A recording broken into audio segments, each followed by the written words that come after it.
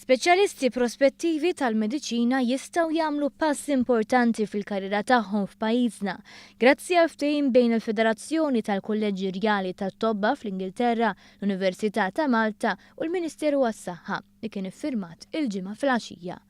Dan jippermetti biex it-tieni parti tal-eżami kliniku imsejjaħ MRCP Paces isir f'Malta u jkun mifrux fuq 5 sessjonijiet differenti fuq 3 snin.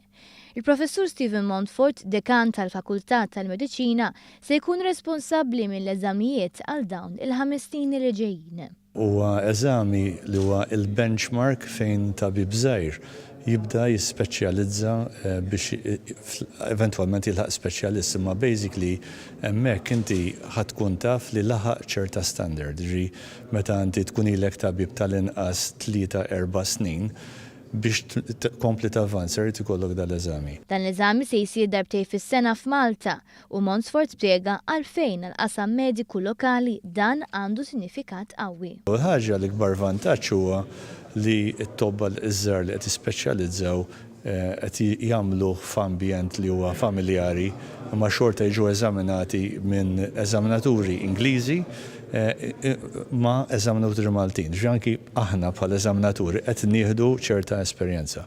Biss barra hemmhekk qed jiġu ħafna tobba oħra minn pajjiżi oħra fid-dinja, mill-Middle East, mill-Mediterran li qed jagħmlu hawnhekk.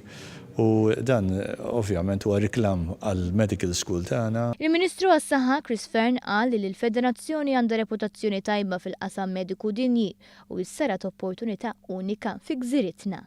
Fakkar ukoll kif Malta dejjem kellha reputazzjoni medika impeccabbli li waslet għal ftehimiet ma' Royal College of Surgeons fl-Irlanda u fl-Iskozja, kif ukoll il-proġett il-kbir tal-Iskola Medika ta' Barts.